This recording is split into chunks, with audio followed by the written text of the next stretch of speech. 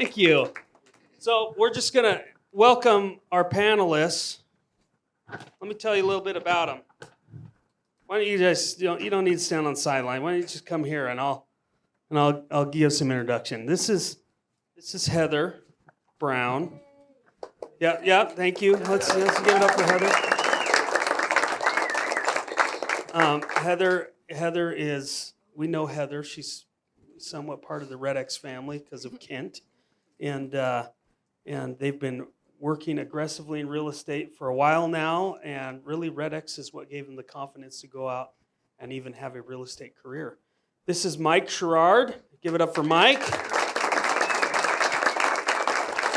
And I'm intentionally leaving a short intro because I think you guys telling your story is part of the fun of what you're doing here.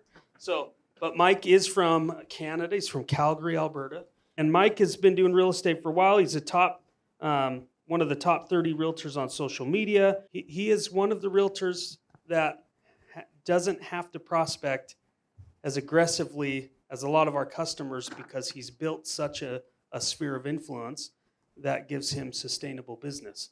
And we're going to hear more about that later. So we want to welcome both of these guys here. Thank you so much for making it. Racer, if a lot of you met Racer yesterday, is currently in a hospital in Timpanogos, and we don't really know why. They're going to figure that out. So make sure you send some positive thoughts that way. But just to tell you a little bit about Racer, did anybody get to meet Racer? See Racer running around yesterday? Clark, you signed Racer up, and he wanted to give you a hug. That was his whole point today coming. So, yeah, he is a good man. He came to us with his last $1,500 on his credit card after not making a single dollar in real estate in 5 months. He said we're a praying family, and he'd been praying for a miracle. And he attended a class that was able to teach him about expires and FSBOs. He got online.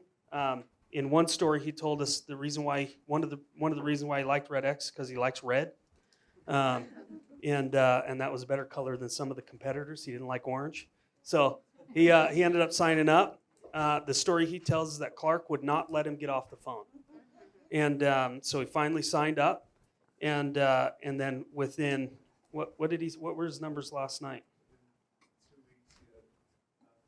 Yeah, well that first day prospecting at $500,000 in listings, and I think in the first 30 or 40 days it was $12 million in booked business. So, he's got a pretty cool story. Hopefully he can join us. But today we're going to focus on Mike and Heather. We've got Mark. Give it up for Mark, everybody.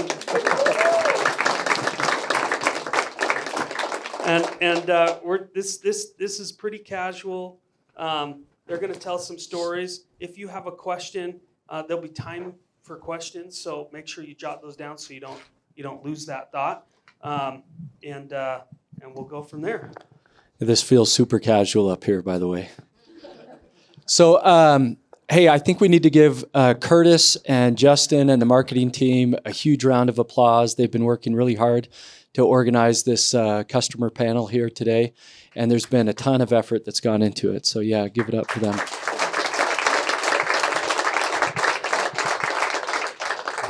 So Curtis said this, I'm going to repeat it, but the main reason why we did this is because we like to connect everybody in the company to our clients, and all too often we get used to sitting in our normal day-to-day roles, and depending on where you work within the company, you tend to get a certain focus in terms of your interaction with customers. So if you're in sales, you tend to be focused on working with prospective clients, right? If you're in support, you tend to work with clients who are dealing with problems or challenges. If you're on product, you might get to interact with more clients as they're evaluating early phases of the product. But rarely do we get to connect with our clients and hear a lot of the success stories and how the work that each of us is doing is making a difference in their life. And that's part of what we're trying to get out of this experience today. So years and years ago, when we first when we did our very first customer panel, it was motivated by us seeing people within the company really not have the level of respect and empathy that we felt like they should have for our clients. One of the things we say online on our website is real estate is hard. And I think a lot of times it's easy to take it for granted. There's low barriers to entry to become a real estate agent. So there tends to be a lot of people that jump into that space. And when you hear a high commission dollar amount, it's easy to go, wow, like, well, I'd love to go get that commission, and it seems easy. Lots of people are there. But people who genuinely go in and commit and try to do real estate day to day, I think they end up finding out that there's a more challenging reality out there. And so we're super excited to have Mike and Heather with us today. And our thoughts are with Racer, who's not feeling so good. But we're excited to hear about your stories, and that's really what we want to get out of this session today. Like Curtis says, I think this is going to be casual in the sense that as we listen and hear some of their stories, I'm going to be trying to ask him some questions. But if you end up having a burning question that comes out of you listening to the story, just put your hand up, and if I look at you and acknowledge you, then I'll get to your question here in a little bit. Okay, so I think we're going to start ladies first, Heather, and I would just like to give you some time and have you share your experience. What were you doing before real estate? What got you into real estate? And how has REDX made a difference in your career and in your life? Yeah. So how both Kent and I even found out about REDX is pretty fun. So I used to manage Goldsmith Company Jewelers in Provo, and I was pregnant, and I was going to have my son. And so I quit, and Kent was working at a job. He wasn't making very good money. And when he got his first paycheck when I wasn't working, we're just like, oh my gosh, what are we going to do? I don't know what we're going to do. We need to find a new job. And so I wanted to be at home with our son. And we actually lived in condos just right off of Geneva. And so we've seen REDX. We've seen the building before. And Kent's like, you know what? I'm just going to go apply at REDX. I'm just going to walk in. And so he got his suit on, he got a resume, and he came in, and he asked to speak to the sales manager. So he asked to speak to Tyler. And he was just like, how can I get a job here? And after a lot of follow-up and persistency, and I'm sure all you guys know Kent, that he doesn't stop until he gets it. So he kept talking to Tyler, and after a while, he got the job. So he started working. I was a stay-at-home mom, and then he would go to Mike Ferry events. He would go to just talking to real estate agents all the time, and he was just like, man, these real estate agents are making so much money, and we could be doing more. And so we just kept talking, and we had a friend who was in real estate, and he brought up, he's like, yeah, you guys should do real estate. Heather, you can do the administrative stuff, and Kent can do the prospecting. And as we were getting our license, I was like, you know what? I don't want to just do administrative stuff. I want to be out there. I want to grind. And so we got licensed back in summer of 2018, and we signed up for coaching. And Kent was like, you realize that with coaching, it's prospecting. And I had never cold called. I am not one to get on the phone and call people. And he's like, so you're going to have to cold call. And we have REDX, so this is REDX. Because before that, I honestly wasn't sure what REDX did. I wasn't familiar with it. So he's like, okay, this is it. Here's the scripts. Have at it. And so I went into the office, and I was so nervous. I was so nervous to dial the phone because I'd never done it, ever. So I get on the phone, and I just hit dial. I'm just like, okay, I'm doing expired listings. I'm just going to go with the hardest one first and just get thrown into it. They yell at me, whatever. So I started going through expireds, and I was just reading the script word for word. Probably sounded terrible. I know I sounded terrible. And then I had my objection handlers over here, and I don't know how many calls in, but I got an appointment. And I just followed the script. And when he gave me an objection, and I was like, objection handlers, and like tried to find the objection handler. It was so choppy. Anyway, I got the appointment, And I went on the appointment. It was for a $500,000 home, and I got the listing. And it was the first day, and I was just like, oh my gosh, this really works. This whole prospecting thing works. So we listed it. We went under contract a week later, and that one appointment, that one phone call, led to $30,000 commission in mine and Kent's pockets. And it was just like, oh my gosh, okay, yeah, prospecting is scary and it's hard, but it works. And so then You walked away going, this is easy. Yeah. Well, yeah. And then the next day you get on the phone and you don't get an appointment with a $500,000 listing. You're like, okay, well, this is kind of hard. And then you keep going. And there's days where it's not that easy. It really is not easy. And so it just started coming down to, okay, I'm not getting a listing every time I call, but the more I call, the more chances I am of getting a listing. And so it comes down to being consistent. It comes down to, yeah, prospecting, it's hard and it's scary, and you have to hit dial and call random people who may get mad at you, but in the end, it pays off. Honestly, this product, it's without this, I was telling Hannah and Justin, I said, without this product, we would not be doing real estate. Just because I don't know how, I'm not patient enough to go find my own leads. I'm not patient enough to do all that. And so with REDX, it makes it easy to just go in and hit dial, and that's who you're calling. I don't know. It's just, I wouldn't be in real estate without REDX. So your experience is really different in the sense that most real estate agents don't start off, and I think Mike's is actually going to be similar this way, but most agents don't start off prospecting day one. And so I guess I'm curious, have you, and I know you work in a Mike Ferry office, right? Mm-hmm. Have you met other agents who have been in the industry a long time and have sort of gone through that struggle of trying to find consistent business? Yeah. And do they talk to you and ask you about it? I mean, have you gotten some sense for how much different your experience has been starting in real estate than other people's? Yeah, it's pretty crazy because Kent and I have been so lucky to, first of all, be introduced to REDX the way that we were. I mean, it wasn't, the way that we were introduced to real estate in general was through the Mike Ferry program, which is a lot of going out and finding business. And with REDX, I mean, it's all about prospecting. So that's kind of what I figured. That's what I put real estate together with was, oh, you have to prospect in order to do real estate. So when I talk to other agents who don't, it's weird. It's different for me to be like, oh, wait, you don't, how do you get business? I don't know how you would get business without prospecting. And what do they say? Well, they're the one, they don't get business. I mean, they're the, what do they call, Kent? The one deal Nellies is what we call them in our office.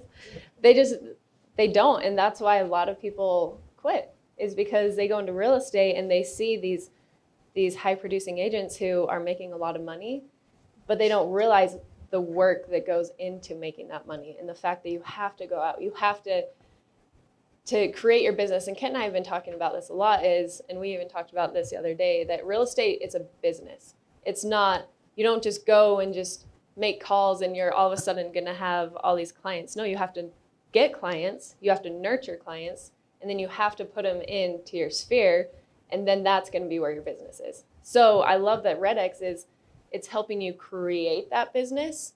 And so without prospecting, how would you create a business? We wonder the same thing. Mm-hmm. Yeah, exactly. Okay, so let me ask you a different question. How many people in the room are in the support team? How many of you guys feel like you deal with nothing but fires all day? Nobody?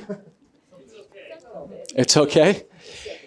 Okay, so I ask that because oftentimes, support is dealing with clients who are struggling with the app. They're either struggling to figure it out or they've encountered some problem with it. And I'm certain you've never had a problem with our system since you've used it. But talk to me a little bit about your mindset. You're in an office where everybody relies on these systems. It's not like a minor part of your business, it's a major part, right? So if there's an outage, if something goes wrong with the system, what would you do and kind of what are your expectations for REDX?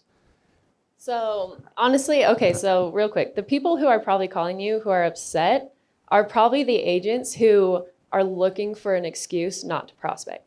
Because I find that I hate prospecting so much when I try to find excuses not to do it, if that makes sense. The days that I just go in and dial, like, this isn't bad. The days that I go in and I'm like, oh, I don't know if I want to prospect. Oh, it's being super slow today. Oh, well, maybe if I do this, then I feel like they're just trying to find excuses not to do the work.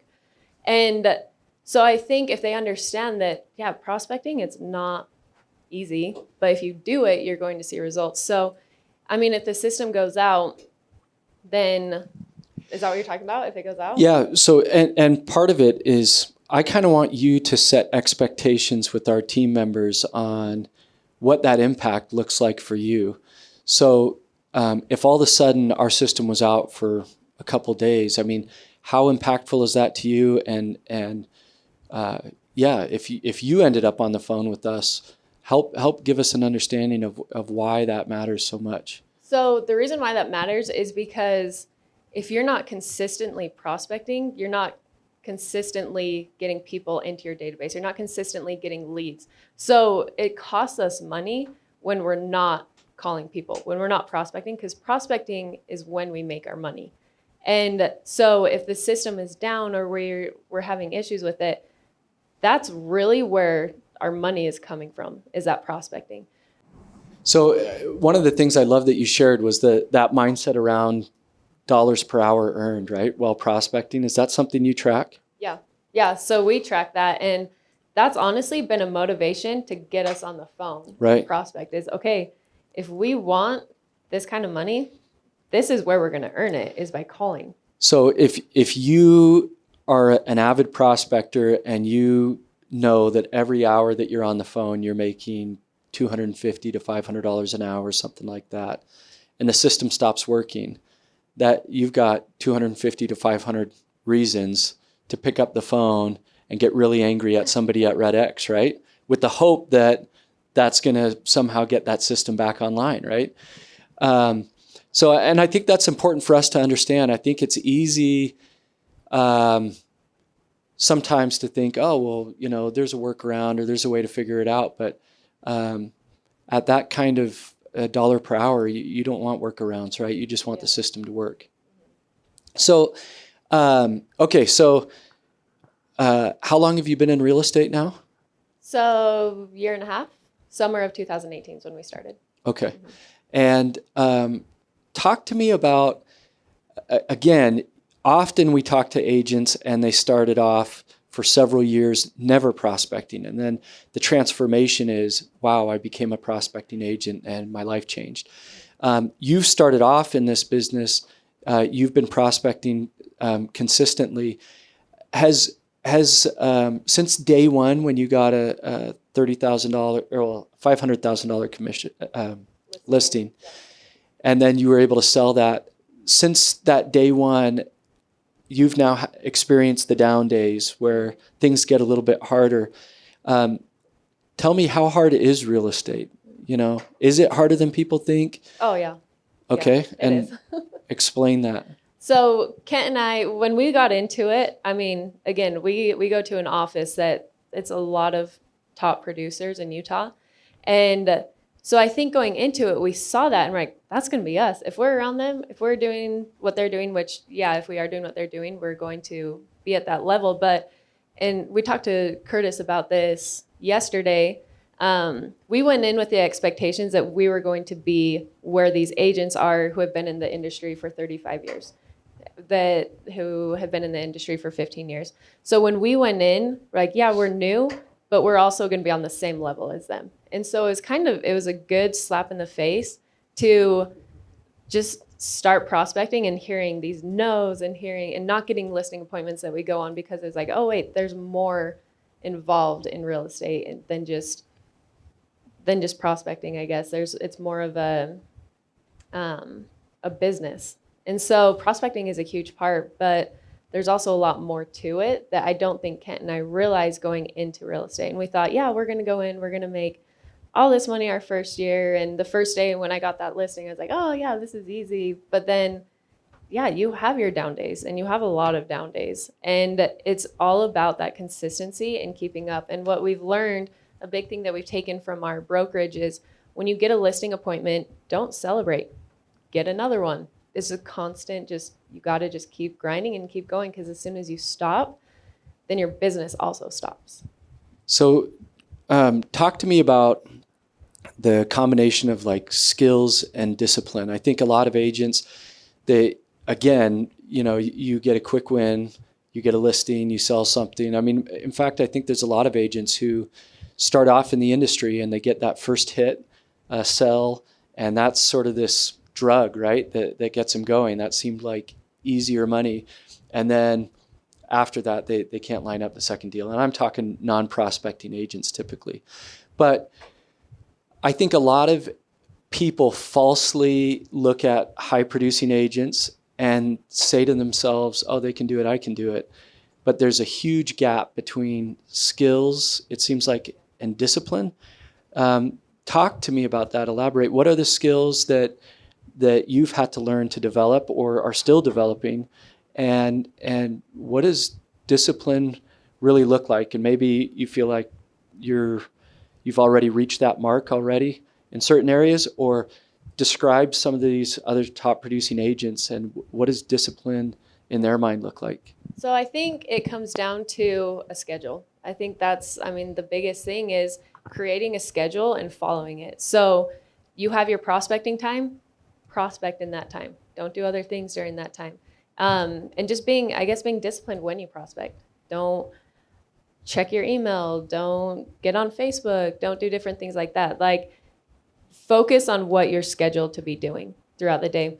And my schedule is a little bit different than Kent's because I also am at home. So I need to be disciplined that, okay, at 2:00, this is what I'm doing when my kids are down for a nap. This is what I'm doing when the kids go to bed. I need to get on our CRM. I need to do this. So it's a matter of having a plan, but then creating systems to get to the end result of your plan. So does that make sense? It does, but it sounds easy. It's not. No, Why? It's not.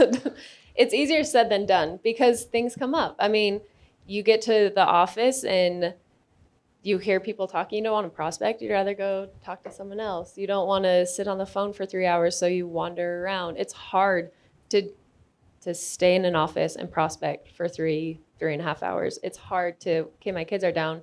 I'm going to work because you want to do other things, but you have to be disciplined in order to be successful. Okay. And what about skills? Like, what are the skills that you had no idea you needed day one, that you've been focused on developing? And what are the things that you look at with some of these great examples you've got in your office and you say, wow, that's still an area I'm... Yeah. So we have a coach through the Mike Ferry organization, which has been so helpful because we role play scripts. We role play the listing appointment. We're preparing 90% of the time, and then we're performing that 10% of the time. So a lot of real estate is preparing for it. We're preparing our listing appointment. We're preparing our scripts. We're preparing, it's almost, I'm trying to think of how to explain it. But every time we have a call with our coach, it resets us and realizes, okay, we need to improve on our listing appointment. When we talk to our broker, we need to improve on how we interact with people. We need to improve on how we sit. I mean, there's every little detail in real estate that we can constantly be improving on and skills. And so it's not just talking on the phone. It's how we present ourselves, how we dress, how we interact with others, how we hold ourselves during a listing presentation. So there's always room for improvement. And when you look at these top level producers, and we've gone on listing appointments with Jean, it's just, you see how her skills are just perfection in our eyes. And so we're going to be constantly working to get to that point. Awesome. Okay, I'm going to shift gears to Mike now, give you a break for a minute. So, okay, Mike, which hockey team do you root for? Oh, shit. On camera, I'll say the Flames. Okay, that's a good answer. Off camera, what do you say? Canucks. Okay. All right. So tell us a little bit about your story. Again, you, start with what you were studying in school and this crazy path that led you to real estate, and then connect it back to us and how we got working with you. Yeah, definitely. So I'll try and give you guys the Coles notes of this story so you're not bored to death. So I took 2 degrees in 3 years at university. I took mechanical engineering and something called technology management and entrepreneurship. When I graduated, I moved across Canada from New Brunswick to Calgary and started working as an engineer. I was working in the engineering management group. I like dealing with people, unlike a lot of engineers. And after the first year, I got recognized as one of the top employees of 60,000 in the company. So they sat me down with the managers of our office and said, where would you like to go in the company? And I said, oil and gas sales. I like commission, I like drive, I like challenge, I like pressure. And they said, okay, no problem. All it's going to take is 7 years behind a computer doing technical work. Now, I was very ignorant when I was young, in the sense that I like exotic cars and thought, when I'm going to be a mechanical engineer, I'm going to design Lamborghinis in a wind tunnel. And when I realized that it's dragging pumps on a computer screen, I kind of lost my passion. So after getting recognized as an up-and-coming employee, realizing that it's not going to get me to where I want to be, around that same time, I was actually buying my own property in Calgary. And I realized that the quality of the agents I was working with wasn't that high. On possession, they handed me the keys. The house was dark. I never heard from them again. They were trying to pigeonhole me into properties that I didn't like.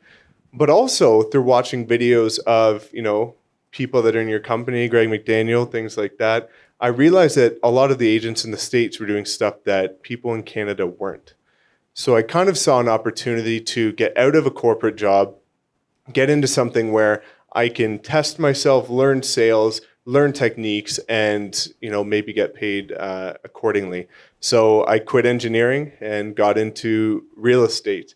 I got into real estate spring of 2017 when I was 24 years old. I didn't know anybody. I wasn't from that city. I had no sales experience.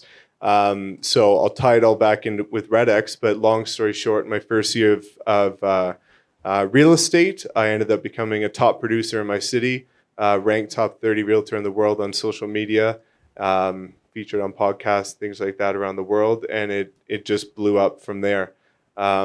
So it's been a really incredible journey so far getting to this point. Now, tying back to REDX and first listings, again, when I knew that I was leaving engineering, I really didn't care about my job and actually doing anything at work. So while I was at work, I was actually just watching YouTube videos about other real estate agents. And all of them were from the States, because I really admired the fact that you guys down here are ahead of the curve compared to where we are in Canada. And one consistent theme that I saw with all the top guys in the States was they were cold calling and they were door knocking. But I never heard of that up in Canada, because I think they're just kind of nonchalant up there, enjoying the mountains and doing their best life. It's also pretty cold in the winter, right? It's pretty cold in the winter. So to tie that in, the very first day I was licensed, I went out after work, -5 in the snow, in the pitch black, and I door knocked until I couldn't feel my hands anymore, so I couldn't write down any more contact information. I got 2 listings, $700,000 a piece the first night I was licensed. Within the first You can give him a round of applause for that. He couldn't feel his fingers at the time. As I kind of mentioned, I'm now at a point in my business where I can really dial into my sphere of influence, but using the REDX and prospecting was what entirely allowed me to build the foundation of my business to the point where now, in parallel with social media, it's basically predictable and on autopilot just by servicing the people that you guys help me get. So, that's amazing. So help us understand a little bit, share a little bit about what you're doing with social media and how you've been able to leverage, the foundation that you got started with in real estate, and what you're doing uniquely up in Calgary. Yeah, so before I was a licensed realtor, I didn't have social media. Honestly, I thought people that were taking selfies were beyond pretentious, and I didn't want any part of that. But again, by watching agents... We all took a selfie last night. Yeah, we did.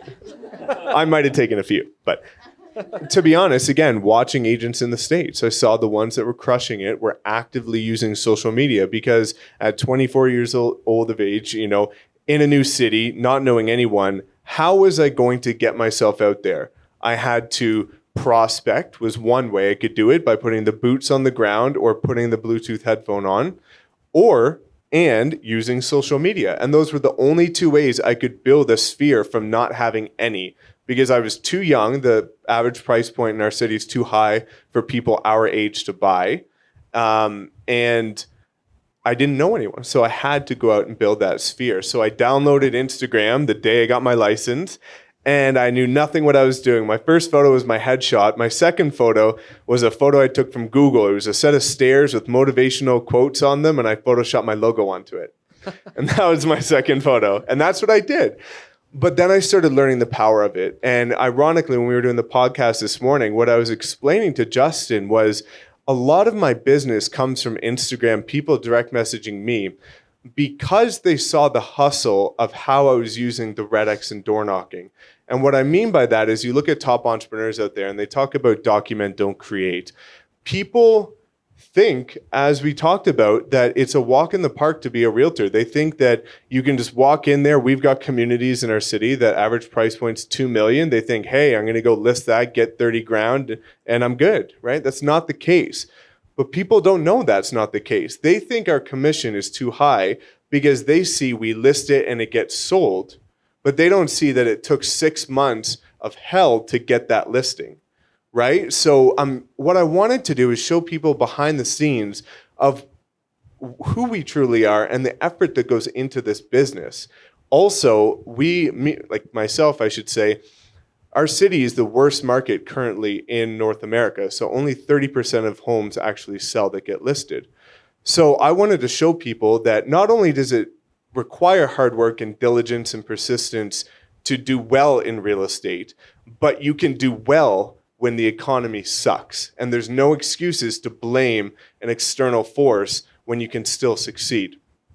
So every time I picked up the phone to dial, I took a selfie in my office and I recorded a video and I shared with people, you know, maybe something funny that someone said to me. Did I get a savage rejection?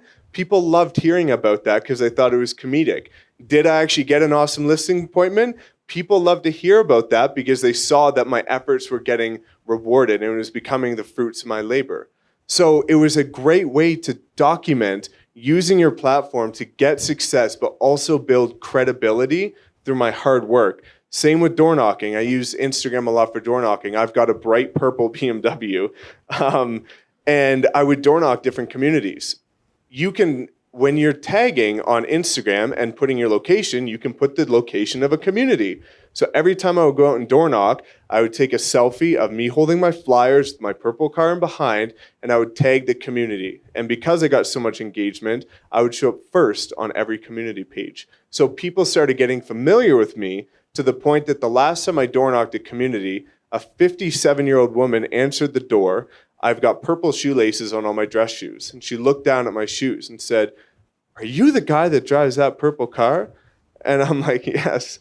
She's like, "Oh my God, I follow you on Instagram and I see all your stuff. Like you do this, this, this, and this." I'm like, "You're 57. And she's like, "Yeah."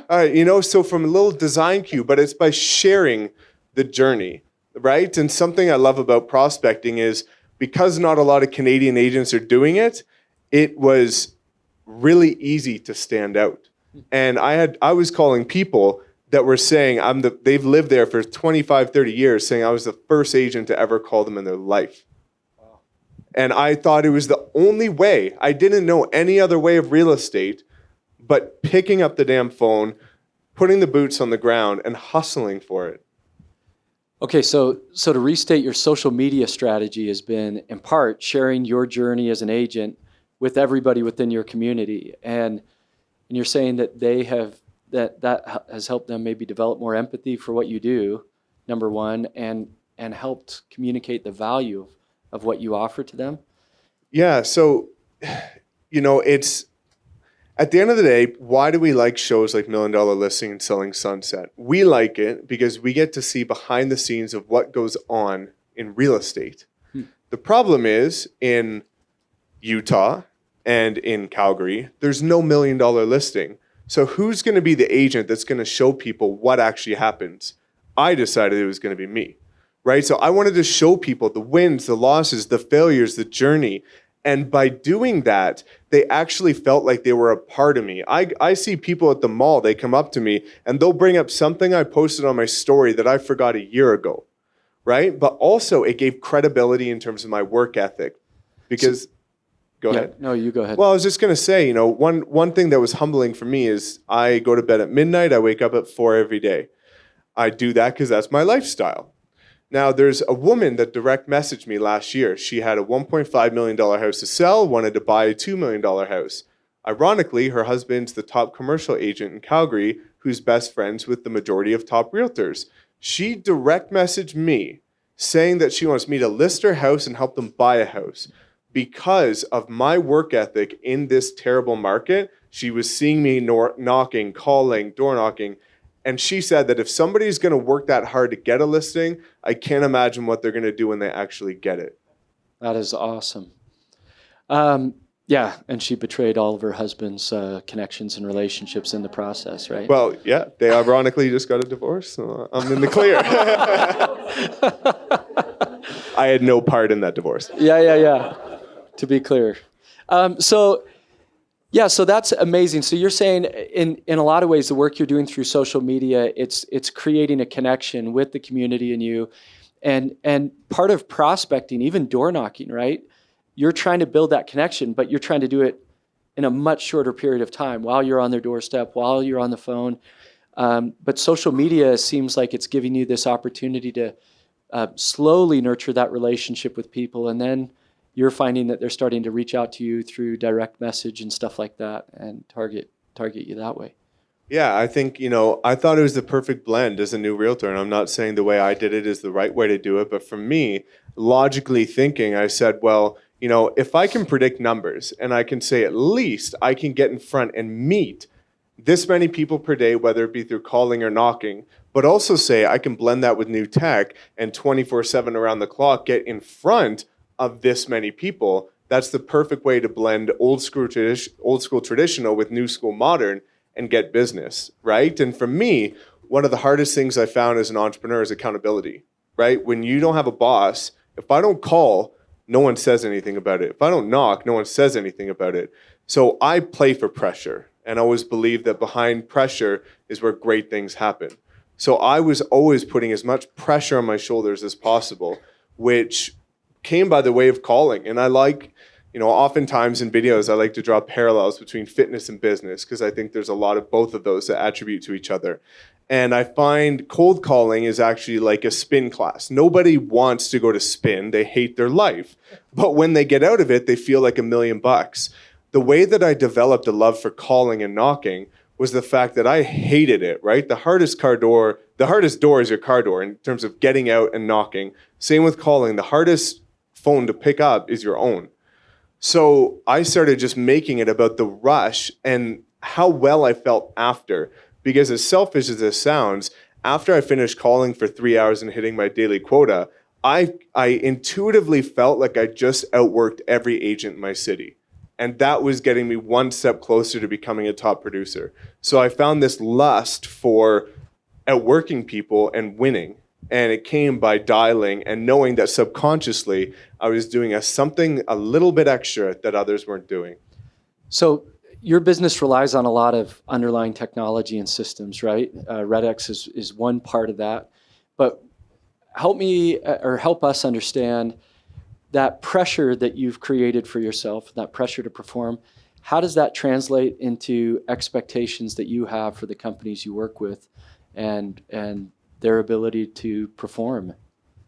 Definitely. That's a great question. And, maybe this is the detriment of myself, but a lot of the times we feel like everybody else thinks the same as us, right? And I find even with customer service or any company that I'm working with that I think, if I'm working this hard, then others are too. So I always had exceptional standards for things like customer service and results to get back. But I started realizing that, sometimes that's not always the case. But similar, going back to the numbers, being an engineer, I run my business by the numbers, and I identify when I'm either knocking or calling how much money I'm getting paid to put those hangers up or to make those phone calls.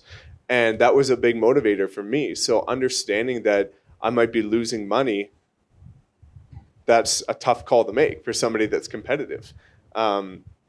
So largely it was having the expectations that if I'm paying you, you're helping me. And I had that expectation with any business that I work with, that if I'm paying for the service, it should be performing. And if it's down, it should be quickly fixed. And I remember even the very minimal times I ever had to contact you guys, it was done like that. And that's one of the reasons why, you know, as an early realtor, it was the only platform I ever entertained. That's awesome. Yeah, I appreciate that because, again, I think it's helpful for us to understand. I don't know how many of our support reps, when they get a phone call from one of our agents, thinks, I wonder if this guy studied 2 degrees and has a degree in mechanical engineering, right?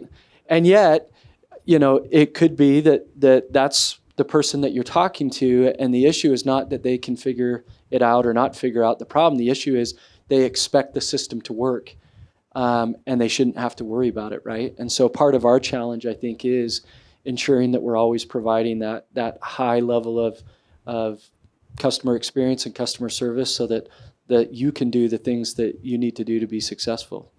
Certainly.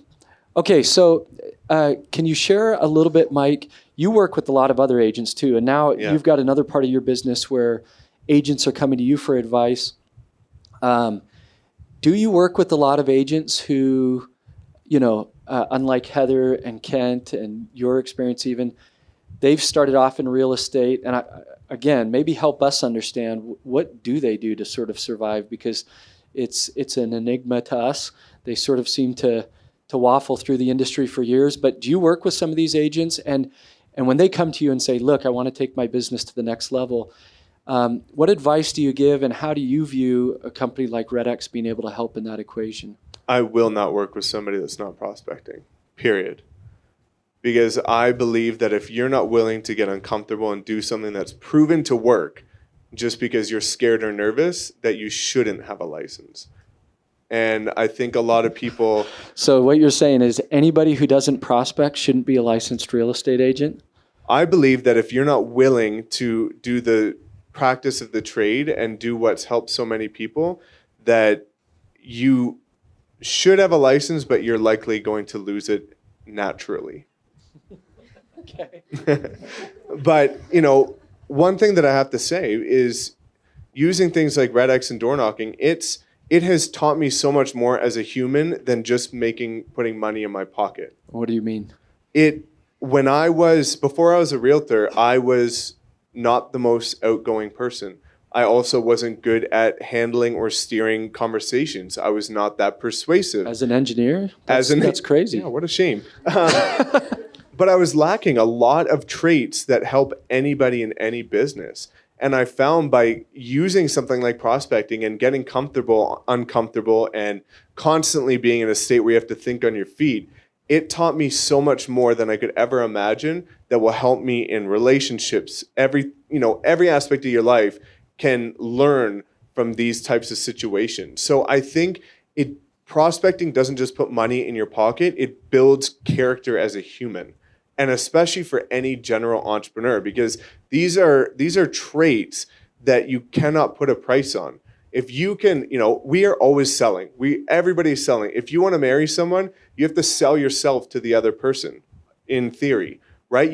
Every single thing that you do is selling. And prospecting is one of the greatest ways to learn how to think on your feet, steer conversation, weigh it in your favor, and sell yourself to other people. So that's why it's something that I strongly recommend any agent do, even if they don't need to do it, just because it builds so much character in a human being. But for new agents that come to me, for me on YouTube, I've got the #1 video on how to get your license in Canada. So a lot of new agents watch that video, come to me, say, I'm becoming an agent in this province, what should I do? And the #1 thing I tell them to first do is, if it's in the winter, I say, get a Bluetooth phone, start calling. And if it's the summer, I say door knock when it's nice, cold call when it's not. because I think as an agent, you need to consistently be building a pipeline, and you need to do it with income producing activities, which, as Heather alluded to, is prospecting. And a lot of agents will see me and say, well, I'd love to just post pictures and get business all day, but they don't understand how long it takes to build up the momentum to get to that point, right? And you need to build a foundation of any single business. And I firmly believe that it comes by prospecting. That's awesome. Let me ask a different question, and I kind of want both of you guys to answer on this. I'm going to try to word this the right way, but in the U.S. economy, consumer spending is the number one economic driver of this economy, but real estate is number two, which is a pretty incredible thing. But it makes sense. It tends to be people's most valuable asset, right? It has a huge impact on personal lifestyle, livelihood, everything. If people make wise decisions or are effective in their buying and selling and stuff, that can have a big impact on their life.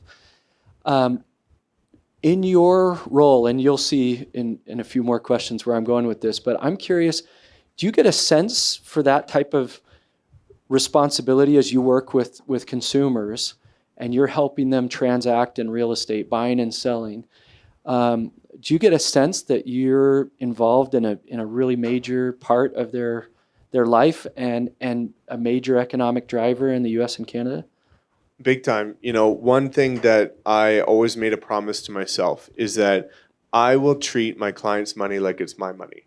And I find this is something that a lot of realtors fail with is, for us in Calgary, if I'm going to list a property for $580,000, if we get an offer for $560,000, everybody's going to split the difference and go $570,000.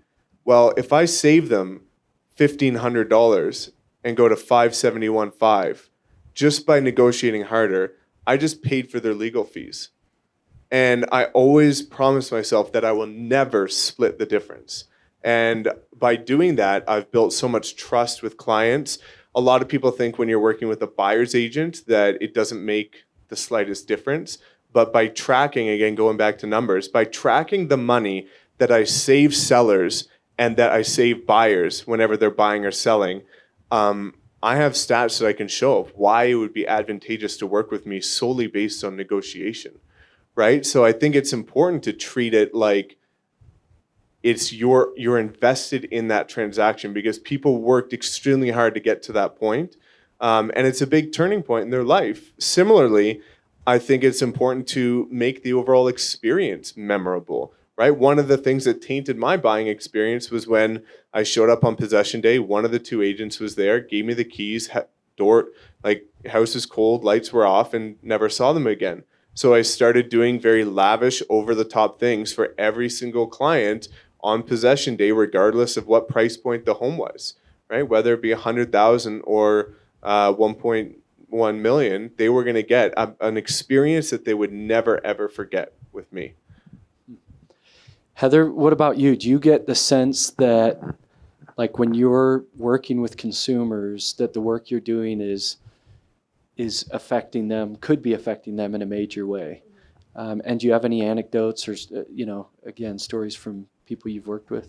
Yeah, absolutely. So actually the listing that we just took last night, I felt that way a lot. He was with a different company, and honestly, we were seeing that he was losing money because of what they were doing and different things like that. So going into that listing appointment, we approached it different. We approached it as in, we want to help you. We want to help you get the most money you can and as quickly as you can. And so I think a lot of times when we go into listing appointments, it's knowing we're actually going to help you. We're here to help you.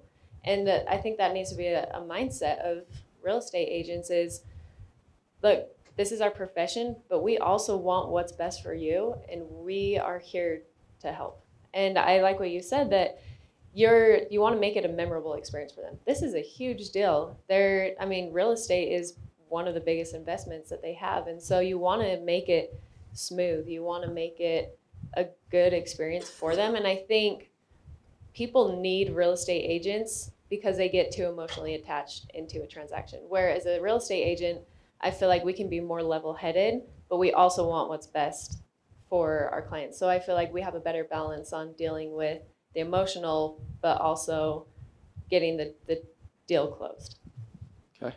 So something that you guys both have in common, I get the impression both of you guys work in really top performing brokerages, right? Like, and you shared some stuff, and maybe I'm extrapolating a little bit. Maybe you're an outlier within your own brokerage, but I'm curious, you hear stats like 80% of the transactions are done by 20%. How would you guys represent that number? Do you think that's a fallacy that's out there, or is there a minority of agents that are really driving the majority of the real estate transactions in the economy? What do you think about it? I truly think it's the ones that there's a small fraction of agents that make all the transactions, and it's the exact same in our brokerage. Is it 70-30, 80-20? What would you, if you had to guess? Yeah, it's in our brokerage, it's closer to 80-20. But the cool thing, if you look at who's behind that 20 that's making the 80%, it's the ones that took the liberty to embrace grit and build the foundation the right way. All of them have door knocked before. All of them have cold called before. The ones that are making up the 80% know that that's what they need to do, but they're not willing to execute on that. And they're hoping that, through networking that they're gonna meet the right person or doing this, but they're not actively willing to get uncomfortable and put themselves out there. So it's a commonality, and it's exactly why I picked up the REDX back when I did, knowing that everybody on YouTube was talking about the REDX and everybody on YouTube was talking about cold calling, and these were people that were demonstrating strong results. And that's been a commonality amongst the 20%. They might not have to do that anymore because they've built up such a sphere of influence, but they did that to start. And I think a lot of people, when they get into real estate, they look at top agents and say, what are you doing? The problem is they're asking, what are you doing now? What did you do to get there? And what not a lot of them want to tell you is that they worked tirelessly doing things they hate in order to get to that point. But the optics of real estate is that as a new agent, they want to do the fun stuff that they're doing now, not willing to put the grunt in to get to that point. So I'm curious from your perspective in Utah, and again, I'm narrowing the market a little bit, but what do you think the percentage of agents are that drive the majority of the results? Is it 20% or is it even less? I would say it's less. We talk about this all the time. We say there's about 3,500 licensed agents in Utah County, and there's about 60 who actually prospect, who actually go out and cold call and different things like that on a regular basis. And so with our office, we're held to a very high standard, and so we can't get away with not prospecting and not producing, or else we can't be in our office. So we're lucky that we're in that environment, and it helps us keep on track. But a lot of brokerages, they don't have that. So one of the reasons I asked this is during the economic recession, which I think both of you guys joined after the recession, is that right? So one of the big problems was the economy had this huge influx of properties. There's so many properties on market, things that were overvalued, that weren't selling, that became a major drag on the U.S. economy. I think Canada was less affected by that. But you talk about this minority of agents who are doing the majority of the transactions, and it seems like you guys describe most of those people as being hardworking grinder prospectors. And internally, we talk about what is the difference that we make. And in new employee onboarding, sometimes I talk about how we are driving that 5% or 10% of the real estate industry. Our clients are the best customers throughout the United States and Canada. They're the ones that are driving the majority of the transactions, and that's the second largest economic driver in both of these economies. Does that seem crazy, or do you feel like that's a reasonable representation of the type of clients that are buying REDX from the experience that you guys have looking at our clients online? I certainly think that's accurate, and something that I love about the people that I did watch on YouTube that were using the REDX is they will be long-term clients because they see the value in it and they're getting the results from it, right? Because you're always going to have people with any business that are going to try it, they're going to not put the necessary effort into it, and they're going to blame it on the platform, and they're going to say, it just doesn't work. But the problem is that you guys have such a fantastic product that there's no excuse not to get results from it. It's always on the realtor if it's not working, right? But the ones that are of that small percentile are the ones that have calculated their numbers. They've seen the importance of it. They've tied metrics that are motivating and inspiring to what you guys offer. And that's what takes them to the top, because when they can consistently execute on something that they can see visually in terms of a dollar value, that's when they start performing, right? And that's why they get to that point, because they track everything and they tie some sort of performance metric to any tool or thing that they're using in their business. And that's why they rise to the top, because they not only understand that in order to get good results from calling, you need to be consistent, but they understand that with every single aspect of their business. And by being consistent amongst their schedule or their prospecting or their health, wealth, fitness, everything, they understand that that's what's going to help them become a top performer in general, not just with one thing. It's awesome. So I have a question for people within sales and support. How many of you guys can think of a time where you've had a client either open up and say, hey, I'm struggling to make this work, or I need some help?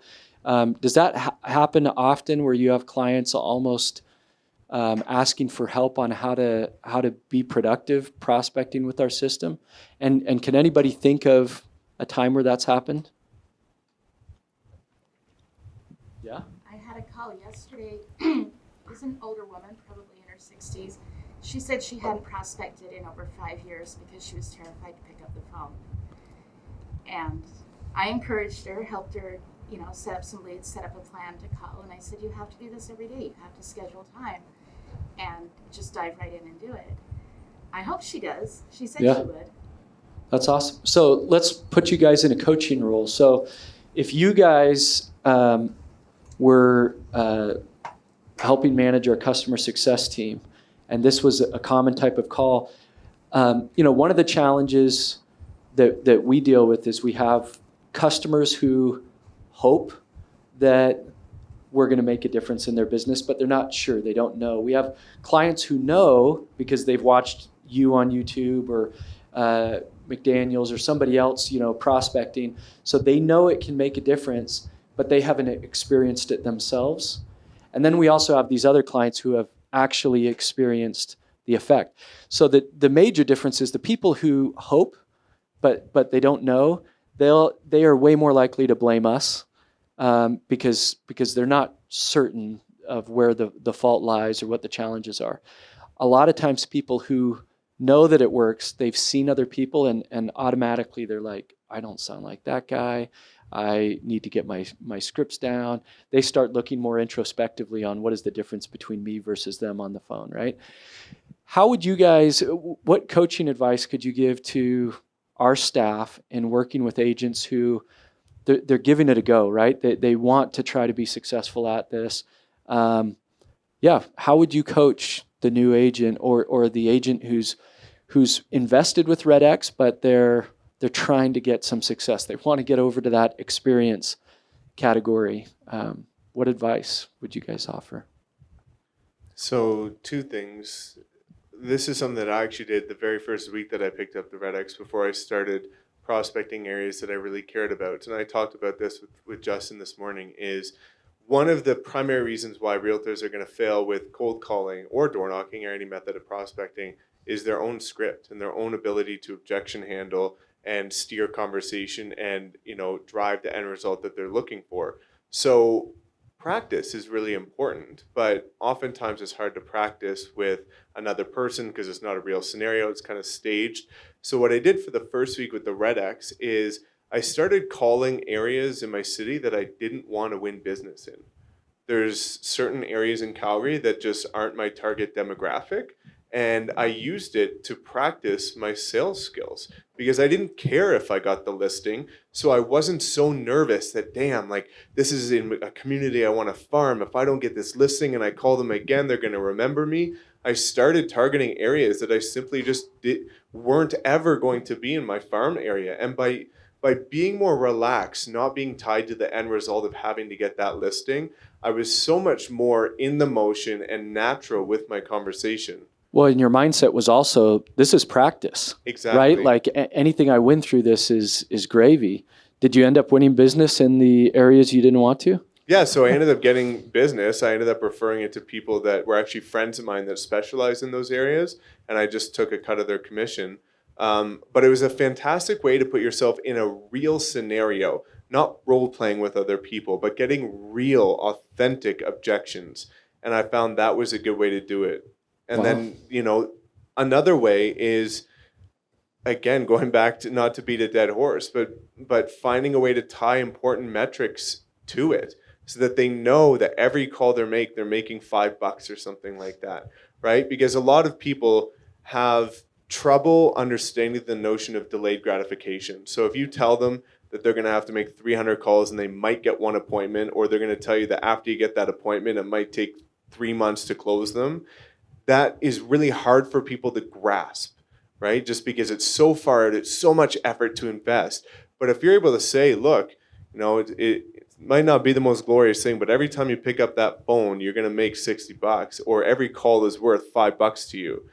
That's something that they can intuitively remind themselves, so that you guys, the blame's not on you. They're reminding themselves constantly, like, okay, I just got to get through it. This call is another $5 in my pocket at some point. Those are metrics that can really help motivate people after they've gotten the practice by maybe targeting a community that they're not overly thrilled about. That's awesome. What advice would you give Heather? Again, if you've got agents who are calling in, they're asking for advice, they want to be successful with REDX, they've paid the money, but they're clearly calling out for help. What type of advice would you give? So again, when I started, I had never cold called before. And so I remember the very first time before I hit dial, I was just sitting there thinking of every possible scenario that was going to happen when I pushed dial. And I was just overthinking it, and it was stressing me out. But once you hit dial, you're in it. And so I think that would be my advice is don't overthink it. And I love what you said, get the real experience, just call. That's how you're going to learn, talk to people, get the real objections. So when you go into the office in the morning, have your stuff ready the night before, have your leads ready that you're going to call the night before. So as soon as you get in the office, hit dial. Don't think about it. Don't try to figure out what leads you're going to do, because you're going to talk yourself out of it. So just come prepared to the office. Don't think about anything, hit dial and get going. I think that would be my biggest piece of advice. Yep. I've got something that really helped a lot of the younger agents that started cold calling under me, which was understanding objection, in the sense that a lot of people, especially people who haven't prospected that much, they take objection and rejection very personally. And what I had to explain to young entrepreneurs and realtors in terms of cold calling and door knocking is you simply just don't know what happened that day to the person behind the door. Because for me, I never cold call someone and say, hey, are you looking to buy or sell a house? The answer is no, 100% of the time, I guarantee you that. So my script is predicated on providing value. So intuitively, I truly believe that when I'm calling these people, I'm providing value to them. So if you're getting an objection or a rejection, you should have the confidence that that's nothing on you. If you're solely trying to provide value to someone and they reject you harshly, that's not your fault, because you don't know if that person just lost their job that day, had a death in the family that day, had just simply had a really bad day. So a lot of people tend to take rejection personally, and it demotivates them and really deflates their ambition.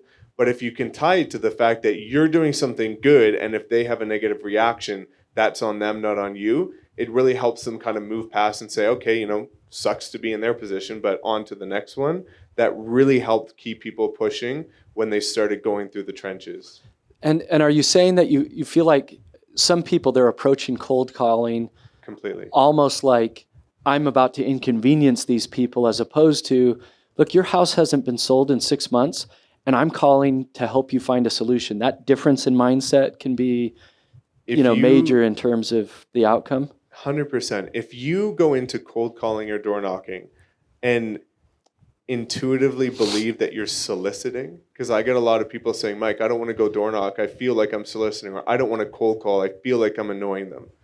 If you feel like you're annoying someone, soliciting, or doing anything negative to them, that is how you're going to be perceived, because it's going to come off in your tonality. It's going to come off in every single part of your script.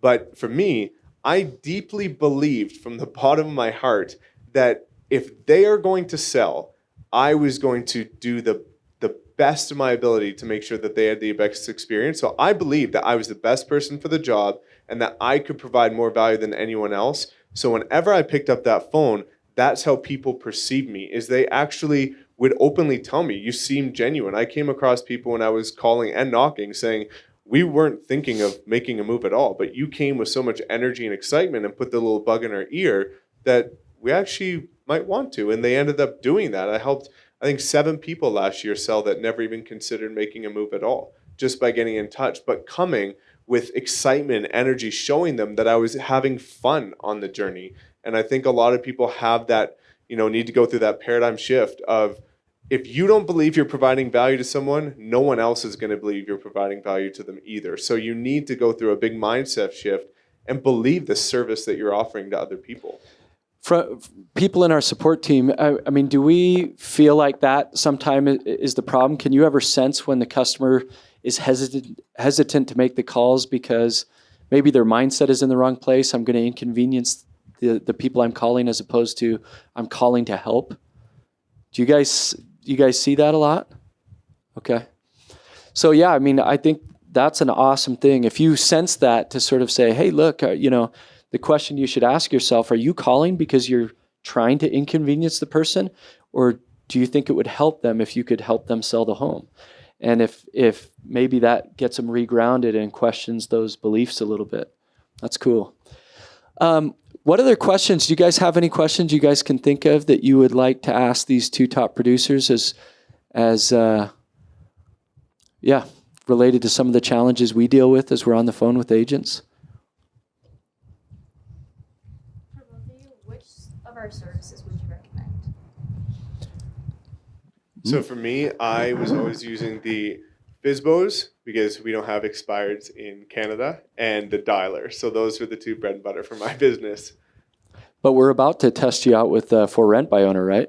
So yeah, I'm going to be giving a shot at the for rent by owner, and then hopefully some of the other stuff we've talked about will come into the works and do that. So it's definitely been a foundational part of the business. Okay. Honestly, everything. And it's funny because after we got into real estate, I had a conversation with Kent. I'm like, how do real estate agents do real estate without this product, without any product? I don't get it. Because we use everything, and I think old expireds are my favorite lead type to call. But I mean, we use it all. There's not one that we don't use. So I always joke around, I'm like, I could be such a good salesperson for REDX because I truly believe that it works. And I don't know how any agent is doing real estate without this product. I really don't.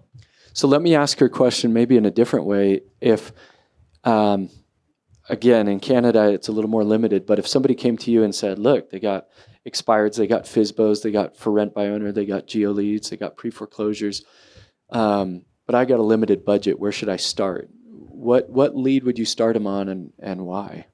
I would say expireds, 100% expireds. And man, that's a hard one because Why we use all of expireds them. over FSBOs, for example? I love expireds. And maybe it's funny because if you ask agents, some agents will love FSBOs and hate expireds, and others will love expireds and hate FSBOs. I think it's because I started with expireds and I grew to love them because I was just like, they're probably the meanest one, so I'm just going to learn to love them, and I did. And I'm a driver, so I'm very much, I just want to have a conversation and be done. And I feel like for sell by owners, it's a longer process. It's a longer conversation. Expireds are more to the point. But I would say expireds and FSBOs because they're both active in the real estate market right now. And for rent buy owners, they're in the real estate business right now. Honestly, all of them. I like them all. But expireds for sure. Okay, does anyone else have any other questions, things you'd like to ask in the back? Yeah, I was just curious, like, what your morning routine looks like, and like, how does that affect your work habit and like your daily habits? It's a great question. So mine is a bit all over the map right now, just because I'm working on 2 different startups. But when I was actively, prospecting on a daily basis and continuously using this, and now I'm coaching a lot of other agents to use the REDX and prospect. But I used to get up at 4 a.m. and still do every day, and then I would go to the gym. I would have what I call as a power hour, which I used to get done all my social media at between 8 and 9 a.m. And that way I would use it as a tool, not a toy. So I don't have notifications on my phone at all. I find a lot of people use it as a toy and get caught up just scrolling endlessly and not using it as a tool to get business. So I would get that set to the side. And then I would start my prospecting at 9 a.m. And I would start prospecting, and usually I would do it in 2 different sessions. I would do it at 9, and then I would do it from usually about 5 to 8 p.m. Were my 2 windows of prospecting. The afternoon was kept open for sort of meetings and things like that. But the morning is, Tom Ferry likes to say it in a way where it's almost like a slingshot, right? If you work out, you meditate, you have your cold shower, and you have your miracle morning, but also get your to-do list done, and you gear up to start prospecting. By the time you've finished your prospecting, you've basically pulled the slingshot back to the point where you can let it go and you can skyrocket through the rest of the day. So I think the morning should be solely dedicated to building up your momentum and doing all the things that suck first, to the point that it's given you an opportunity to, race through the rest of the day with a lot of positivity and ambition. But Okay, so I want to mix the 2 questions a little bit and just say, okay, so if somebody calls into support and says, yeah, I'm really nervous about prospecting, I think tomorrow's going to be the day. What advice would you coach sort of a typical agent on, hey, well, if tomorrow morning's going to be the day, let's talk about how to get you wound up on the slingshot so that when you start placing those calls, mentally you're in a really good place. What would be, you talked about gym, would there be script training? What else would go into that right before they pick up the phone? it would go script training and market data analysis. You look at public speakers, and the reason why they're so good at speaking is because what they're speaking about comes natural. The problem that a lot of people have with cold calling is that they aren't familiar enough with the information that it doesn't come natural to them. So it's almost scripted, and they struggle when they get caught in a bind or they get pinched in the tongue, right? So for me, one of the things that I used to do is I would only call areas that I knew everything about. I knew the most recent sale, the most recent listing, and I would know the data so much to the point that when we were having conversations, if they started steering the conversation in a way that was outside of what I wanted to do, I would pull it back using some sort of interesting data that would capture their information or attention, whether it be, a new listing just down the street for them, or a sold that just sold for 99% of list price in 2 days. I would know so much about the neighborhood to the point where, even though I was a brand new agent with no sales experience, they thought I was the master of that community. And intuitively, they started trusting me more, thinking that I was a value-added resource instead of somebody trying to solicit their information, because I was giving them and giving them and giving value to the point where they saw me as a hub of knowledge to them. So doing market data analysis, I used to only target areas that had very high turnover. So I knew that there was going to be sales. So picking the right community is just as important, because for us, as you know, that FSBOs and expires are limited in Canada. So we had to target specific areas, and we target areas that I knew were going to sell. So just briefing yourself with enough knowledge and practicing your scripts to the point where you no longer had to think about it. And that's when I really started seeing a big shift in the natural flow of the conversation and being able to, control it instead of being controlled by what the client had to say. So you said something that gave me an idea, and I don't know if this works or you've done this or not. But if you're talking to an expired, again, a homeowner who's been on the market 6 months, didn't transact, they've pretty much always in a frustrated state. They didn't list their home not to sell it, typically. And so if you can talk knowledgeably about other comparable transactions that have successfully sold in their area and give them reasons why, have you ever used that as a lever to help win that listing?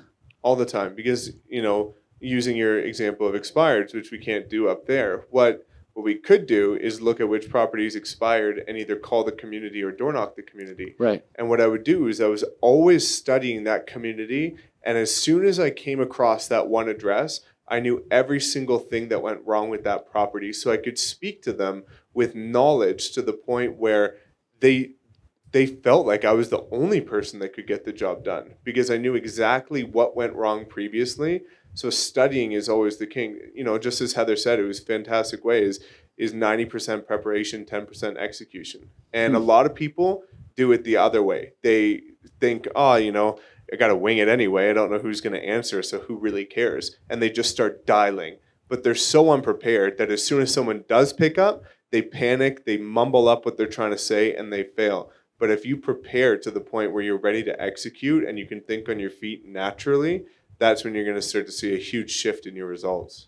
So Heather, you kind of were the pick up the phone and just start dialing, which is awesome on day one, because most people, that's the biggest hurdle they got to get over. But if you were coaching a new agent now on how to start right, and jump into prospecting, how would you coach them to prepare and do that the right way? So first of all, find the scripts that you want to use. We have scripts that we use and that we love, and study them. Again, it's kind of like what you were saying, read through them so you get to know them, and so you're not mumbling and different things like that. But again, I'm the type of person that if I don't just do it, I'm going to talk myself out of it. And so that's why for me it worked to, I've looked over the script, I've seen the script, but if I didn't just dial, I wasn't going to do it. And so I had the script in front of me and I was reading through the script, but you also have to practice the script outside of prospecting. So I prospected, it was all mumbly, whatever. And then when I would go home, Kent and I would role play the script, or I'd role play with our coach or someone else in the office to get better. You have to practice in order to get better.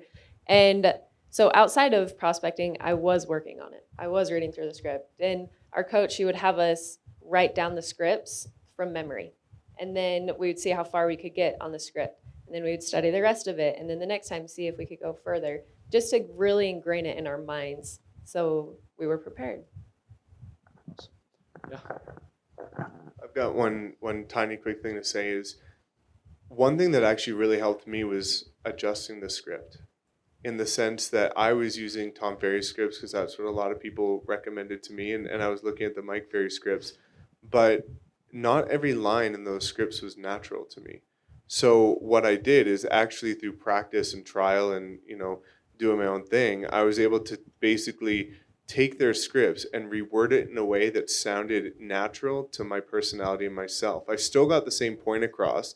I still hit the main talking points, but it came out naturally to me, because sometimes those scripts can seem scripted when somebody is rehearsing them. But when it comes out natural based on how you actually talk and how you actually feel, I geared mine much heavier towards providing value versus much heavier towards getting contact information the quickest. And by doing that, I saw, I think it was something like a 300% increase in my conversion just by creating my own scripts. Awesome. So I have a question I'm going to let you guys think about for a second, and then I want to see if there's any other questions here. So if you were to complete this sentence, again, if somebody in REDX grabbed you in the hallway and said, look, I just wonder if we're really making a difference, if REDX is making a difference, how would you respond to that employee? How would you say to them, no, REDX makes a difference by doing this, or something like that? So think about that. Is there any other questions from our staff that you guys would like to pick their brain on? Dallin? I was going to say, so one of the biggest things I feel like a lot of people struggle right, is becoming self-motivated. And that's really, really tough. And I feel like that's more of a natural thing for someone who has a driver personality, right? But that's just not something that everybody is. How would you say is one of the best things that you've found to become more self-motivated and really help yourself become engaged but motivated to continue to do your job, especially when you don't have somebody looking over you and telling you what you need to do and not to do? I think personally for me, it was always about tying it to your why or your end goal, right? And reminding yourself, like two things that I've always wanted to do is retire my parents, buy my dad an Audi R8, and get them a retirement home in Tuscany. So I've got some lofty goals, and I was able to do one of the goals. But Does your dad know that that's your goal? so one of, he always wanted this was one of my best YouTube videos. He always wanted this carbon fiber road bike, but, never wanted to invest that money in himself. He was putting my sister through school. And so in my first year of real estate, when I blew past six figures, I said, instead of treating myself to anything, because I don't like to buy myself stuff, I'm going to surprise my dad on Christmas Day by buying his dream carbon fiber road bike. So I bought it in Calgary, flew it out, and surprised him, documented the whole thing, surprised him on Christmas Day, him crying, seeing the bike, emotions went crazy, because my goal as a young kid was by the time my dad turned 60, I'm going to buy him this bike. And I was able to do it in my first year. Primarily, 50% of the deals I did came from listings from the REDX, but it allowed me to get this bike from my dad. And going through that year, when I was dialing, when I was knocking, I knew that by the end of that year, I wanted to buy this $3,500 bike for my dad. And so I tied myself to that why. So when I didn't want to call, when I didn't want to talk to another damn person, all that I remembered was trying to imagine what my dad's reaction was going to be when he saw that bike for the first time. And that was enough to motivate me through anything. That's awesome. I agree. I was going to say the same thing. It comes down to your why. Why am I doing this? Why am I putting myself through calling people? And once you figure out your why, it's going to make it easier. And another thing is having a vision board, having it somewhere where you can see, this is why I'm doing it. This is my goals. This is what I want for my family. And so if you can visualize it and see it, it's going to make it a lot easier while you're prospecting to see, this is exactly why I'm doing this. It's awesome. Any other questions that you guys wanted to ask him? Yep. Yeah, sorry, second question. Did you guys have to experience any kind of personal growth before you started seeing, fruit of your labor or any success in real estate? Experiencing personal growth first?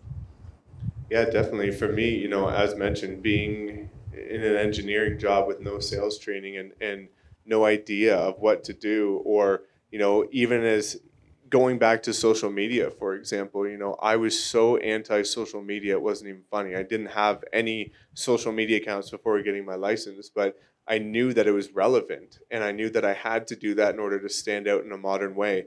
So in order to get comfortable doing video, I used to set out my real estate textbooks. I put a GoPro on top, and for 30 minutes a day, every single day for 6 months, I recorded myself trying to do a video.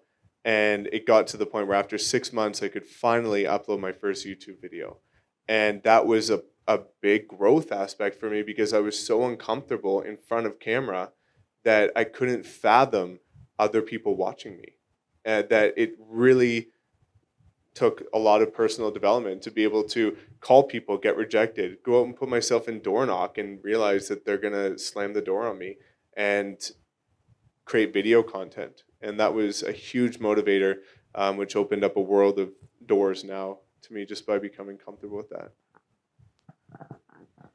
I am still getting personal growth through this. I don't think I'm ever going to stop growing by being in real estate. And I think it's because in real estate, you don't really have someone who's telling you you have people, accountability partners, but someone who's telling you, get on the phone and make your calls. No one's sitting over your shoulder saying, oh, you have to hit 30 contacts, you have to do this. So a lot of it is you personally have to be motivated to do it. And with Kent and I think where we're married and we're trying to do a business together, we've had a lot of conversations of, okay, let's start from square one. How are we going to build a business? How are we going to grow? And you just kind of have to be vulnerable with yourself and with, I mean, Kent and I trying to figure out how to be the best that we can be in this business. So I think you're never going to stop growing in real estate. Okay. Blake, you had a question? Yeah, I'm actually just curious on a personal level. It sounds like neither one of you had a real estate background growing up. I'm in sales. I talked to a lot of agents where it was a family business, right? Grandparents, parents. Well, sure, I'm going to do real estate because that's what my family's always done. What did each of your families and sets of friends kind of say, or how did they react once they knew you were going into real estate? Heather as a friend and Mike as somebody who went to school for a totally different realm, spent a lot of time and money, education to become an engineer. Yeah, did anyone say like, dude, you were an engineer? Yeah. So not only was I an engineer, but all of my uncles, my dad and my sister are engineers. So you can imagine how after going through that, how they felt. You know, it was really interesting because in my city, it's an oil and gas city through and through. And when I got into real estate, my parents supported me. My parents kind of knew that I had bigger aspirations than following that structure. So they were supportive and they knew and they were fine with that. A couple of my uncles questioned it. The friends is a big one. The friends is a really big one because we're in a town where the majority of people become engineers to do oil and gas. And when I quit, when I moved to Calgary, I was going out every Friday night, every Saturday night with the same group of people. And the day I unveiled that I was becoming a realtor, I stopped getting invited to every single party I was ever invited to. Not only that, when I wrapped my car in purple, even though it was a tasteful purple, they started saying all kinds of stuff. And it really helped vet who really supported you and who didn't, right? Because true friends are going to tell you what you need to hear, not what you want to hear. And oftentimes, when you're conforming to the norm, they were telling you what you want to hear, that you're just a great friend, you're doing this, you're doing that, whatever. But the ones that truly want to see you grow and achieve what, your ultimate dream life are going to tell you what you need to hear. And that was a big paradigm shift. And then, after seeing a certain amount of success, all of them have come back trying to, become a part of my new lifestyle. But it was really hard because in a time where I felt like I was taking a leap of faith, like it was so hard for me to do, I lost all of my support that I thought I had. So then it was true loneliness, right? My parents and sister on the other side of the country. My friends have want nothing to do with me. I'm not in the city, so I've got no industry friends. So I was dead alone. But it was a tough transition. But now, through meeting new people that are in a new walk of life, that are not in real estate, but are also ambitious other people in different lines of work, I've now created a new sphere of people that are the most supportive, dedicated, will bend over backwards, give you the shirt off their back type people. And it allowed me to grow as a person. And I found that maybe I also just outgrew those other people, which is fine, right? And you're going to realize that over time that will happen. And if they can't grow with you, there's no point of you holding yourself back from that. I think my parents' reaction was, "What? Really? That's what you're gonna do?" So, I mean, they were concerned, especially when Kent was going to be getting in it as well, and both of us were going to be doing it. Because I mean, my dad, he's very much a successful businessman, and so when he heard real estate, he was just really concerned. It's all commission, and so they were a little concerned. But now they support us, and we have 100% support from them, and I think they see that the drive that Kent and I have to be successful and the hard work that we're willing to put in has made them understand that this is a good business for us to be in, and they've seen me grow just in every aspect of life, kind of what you talked about through prospecting and doing hard things. They've seen me grow in that. So it's been really good. Any questions or other comments you guys want to ask about? Yeah. I just had a quick question asking for someone of just kind of some of the tools that we offer. Like one of them is like folders. We have filters and folders, and one of our questions is just how have you properly used folders? Is that something that, is there anything that you've done to use that as a useful tool for you? Okay. So folders, I've used it, but it's not something that I use a lot. I've used it for geo leads. I've used it for, I'll call specific months for old expireds, and I'll put them in a folder. But I mean, that's not something that I do a whole lot with, honestly. Let me ask another question. So do you have all the lead sources? Yeah. And do you prospect all the lead sources? All of them except for, I don't do pre-foreclosures. Okay. Ken's called pre-foreclosures. But So- I've never called them. Out of curiosity, what is your call order when you prospect? Like, So, do you yeah. call expireds, then FSBOs, then Mhm. what order do you go in? So expireds very first, because you can call expireds and be the first agent to talk to them. They might be mad because you're calling early, but they're not going to be nearly as mad after they've talked to 10 agents. So call them first. And then our hot leads, talk to them, try to follow up with people. Which those are past leads you were talking to that. Those are people who are most likely could sign a contract within the next 10 days. Okay. So hot leads. From there, FSBOs. I don't do FSBOs as much as I should, but FSBOs, and then we'll hit for rent by owners and then geo leads. Okay. Any other questions? Okay, so if somebody at REDX caught you in the hallway and said, is what we're doing here making a difference? Or does what I do make a difference? You know, how would you respond to that?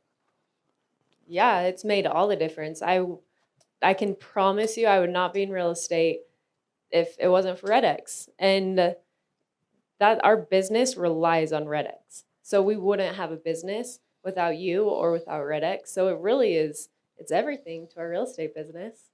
So yeah, you are making a difference. In one line? No, you can. Oh, I didn't know. Okay. Yeah, yeah. I was going to say, so yes, I would say the REDX is a dependable system that gives me the control to grow my own real estate business.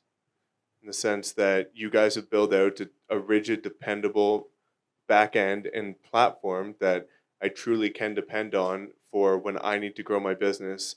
I have one system that allows me to scale it knowing that I'm going to get results. And I think there's not much else out there that allows you to do that. It's awesome. All right. Well, if there's no other questions, Curtis, did you have anything else you wanted us to run through? Okay. Okay. Well, could we give them a huge round of applause?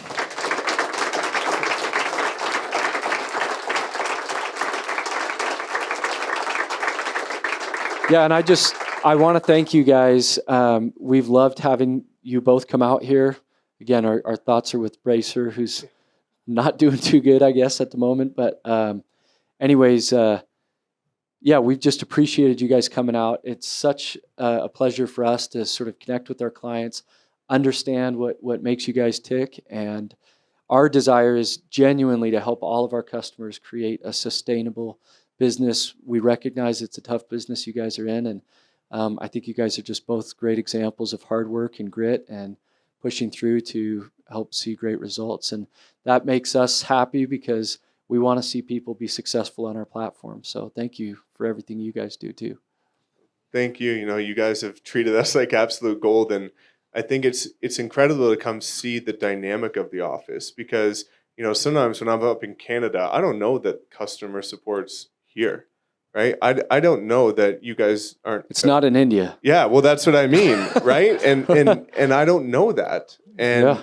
so to come here and put a face to some of the names and to see the culture and the interaction and the positivity that's just brewing in this place gives me a new perspective and appreciation for everything you guys do because it's like a family. And when you know that you're working with people that care this much about each other as well as the growth of the company, it gives a newfound respect for the company itself. So to see, you know, the offices and how you guys interact with each other is incredible. And I think it again gives you guys that personal, credible touch over any of the other competitors.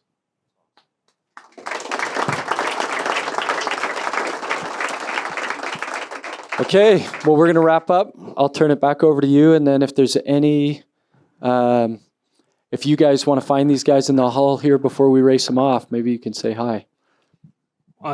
Yeah, I just wanted to say thank you one more time. We appreciate you coming. An update on Racer. It was his appendix. He's getting prepped for surgery. I think he may be watching. So I think we should get everybody up here and wish him well. Because if he's watching on the GoToWebinar, at least we can tell him good luck. And what are the Okay. chances? It wasn't us, Okay. you know. Okay, why don't we all gather around here real quick? Hey everyone, I'm here with Racer. If you can hear me. Oh, See you y'all. are. Thank y'all so much for lifting me up. I come up here and I got the Utah poetry. I'm trying poetry. No. Thanks for having it.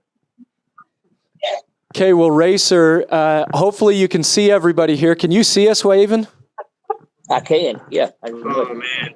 Okay, so yeah, we'll just say two things. Number one is you're in our thoughts and prayers right now. So yeah, we're sorry that this is so unexpected, but yeah, we're all thinking about you. We wish you could be here right now, but we'll get you back another time. And to Sundance and the dinner last night, that was not what caused this.